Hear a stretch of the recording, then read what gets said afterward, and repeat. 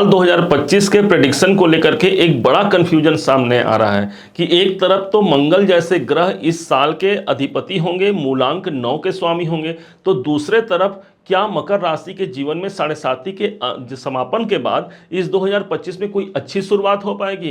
इन्हीं कंफ्यूजन को दूर करने के लिए हम दोनों को हमने कंबाइंड किया है, एक तरफ न्यूमरोलॉजी और एस्ट्रोलॉजी दोनों को मिला करके क्या कुछ निकल करके सामने आ रहा है इस 2025 में। आप समझिएगा, जानिएगा, एक नया टॉपिक है, नया सब्जेक्ट है, बहुत कुछ हमको जानने को मिलेगा, प्लस हम ये निर्धारण कर पाएंगे कि कैसा होगा साल 2025। समझिएगा, आपके अपने राशि के स्वामी शनिदेव बनते हैं और शनिदेव ने मंगल देव को दो घरों का डिपार्टमेंट दिया है। एक तो दिया है चतुर्थ भाव का और दूसरा दिया है 11वें घर का, जो आपके इनकम का है। अब इस साल के स्वामी मंगल ही हो गए, इसका मतलब हमको चतुर्थ और एकादश भाव के रिजल्ट मिलेंगे। इसके पास 9 नंबर का मूलांक है जो बनता है हमारे 12वें घर पर। अब इसके प्रभाव को बारी बारी से समझिएगा।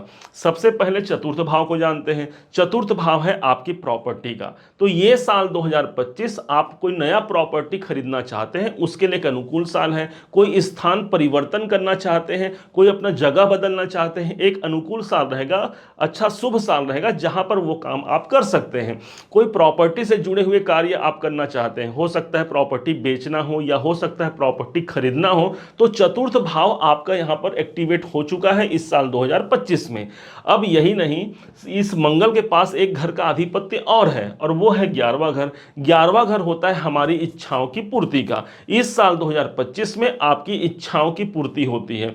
हो गया जितना साढ़े साती का प्रभाव देखना था, बाकी पिछले साल तो हमने देखा। अब ये साल हो गया मंगल का, जहां पर जो हमको इनकम दे रहा है, लाभ के दृष्टिकोण से एक महत्वपूर्ण साल होगा, इनकम के दृष्टिकोण से एक महत्वपूर्ण साल होगा। जहां पर आप जो काम कर रहे हैं उसमें आपकी बढ़ोतरी हो सकती है, आपके इनकम का सोर्स कई हो सकता है। जहां पर आप मेहनत करते हैं, आपका प्रतिफल कई गुना मिलकर के सामने आता है। यही प्रभाव होता है एकादश भाव का।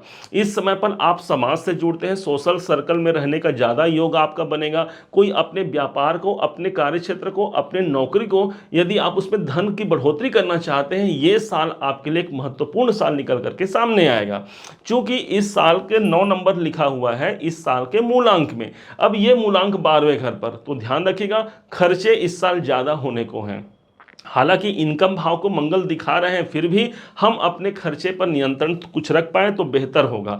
दूसरे तरफ से आप इन्वेस्टमेंट के लिए तैयारी कर सकते हैं। 12वां घर प्रभावी हो रहा है, किसी इन्वेस्टमेंट, किसी निवेश, कहीं जगह गोल्ड में लगाना है, सोने पे लगाना है या फिर प्रॉपर्टी में लगाना है, आप वहां पर अपने पैसे लगा सकते हैं। शेयर मार्केट में भी आप पैसे लगा सकते हैं, परंतु हाँ, उसके लिए अपने बर्थ चार्ट का आप किसी ज्योतिषी से विश्लेषण करा करके ही आपको पैसे लगाना चाहिए। बाकी गोचर आपको सपोर्ट करता है।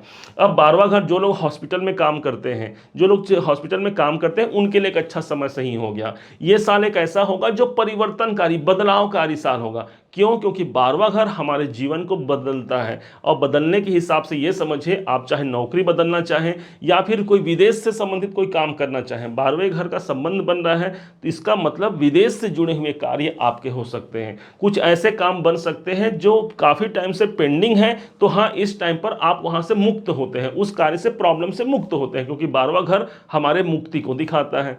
अब आते हैं शनि और देवगुरु बृहस्पति के लंबे गोचरों तक चलने वाले ग्रहों के प्रभाव को जानते हैं। देवगुरु बृहस्पति के जो आपके 12वें के स्वामी हैं और साथ ही साथ तीसरे घर के स्वामी हो गए। अब इन दो घरों के स्वामी देवगुरु बृहस्पति हैं। बृहस्पति का प्रभाव अभी वर्तमान में पंचम भाव पर चल रहा है। इसका मतलब सोचे हुए कार्य इस समय पर पूरे होते हैं। संतान प्राप्ति के लिए अच्छा योग हो गया। जो विद्यार्थी हैं उसके लिए एक अच्छा योग हो गया कि हाँ, मुझे गुरु पंचम भाव पर मिल रहे हैं। अब जैसे ये 15 मई के बाद देवगुरु बृहस्पति छठे घर पर इनका गोचर होगा, तो छठा घर आपके नौकरी, आपके जॉब का है, तो नौकरी वालों के लिए और अधिक अच्छा फल हो गया ना। एक तरफ तो ट्रांसफर का भी योग बन रहा है, तो दूसरी तरफ आपको इनकम भी नौकरी से निकाल करके देने का यहां पर वादा होता है। अब शनि पर आ जाइए। शनि आपके अपने राशि के स्वामी हैं, और यहां पर शनिदेव द्वितीय भाव को छोड़ करके तीसरे घर पर आएंगे। साढ़े साती से मुक्ति हो जाती है हमको 29 मार्च को, और ठीक यही साढ़े साती का प्रभाव दूर होते हुए अब हमको प्रभाव दिखेगा जो है तीसरे घर का। आपके कॉन्फिडेंस में यहां पर 1 रुपए का भी कॉन्फिडेंस में कमी नहीं रहेगा। आप जो काम करते हैं उसे पूरे लगन से करते हैं, जहां पर आप जिनसे बात करते हैं पूरे लगन से बात करते हैं, और बस वहीं से आपका काम बनने वाला है। तो यहाँ कॉन्फिडेंस की कोई कमी नहीं रहने वाली। जो लोग ऑनलाइन में काम करते हैं, ऑनलाइन संबंधी काम कर रहे हैं, ट्रेवलिंग संबंधी काम कर रहे हैं, स्पोर्ट्स में हैं या मार्केटिंग में हैं, सेल्स में हैं, इन सब लोगों को ज़्यादा प्रतिफल मिल सकता है, क्योंकि थर्ड हाउस में शनिदेव आ रहे हैं। शनिदेव हमारा कर्म है, और तीसरा भाव जो है वो हमारे मार्केटिंग का है, हमारे जीवन में विशेष प्रगति का है। तो देखा जाए तो ये साल एक महत्वपूर्ण साल होगा, जहां पर हम अपनी जो परातंत्रता है उससे निकल करके एक स्वतंत्र वातावरण को अपने जीवन पर आत्मसात कर पाते हैं। उम्मीद है आप सबने इसे समझा, आप सबने इसे जाना है। यदि आपने इसे समझा है, जाना है, मेरे समझाने का प्रयास यदि आपको सार्थक लगा हो, मेरे समझाने का तरीका यदि आपको सार्थक लगा हो, तो हर बार की भांति इस बार भी अपना प्यार भरा लाइक और कमेंट करना कभी मत भूलिएगा। और हाँ, यदि अभी तक आपने इस चैनल को सब्सक्राइब नहीं किया है, सब्सक्राइब जरूर कीजिएगा। पुनः एक बार फिर आप सभी का दिवस बहुत मंगलमय हो, इन्हीं शुभकामनाओं के साथ। जय श्री राम।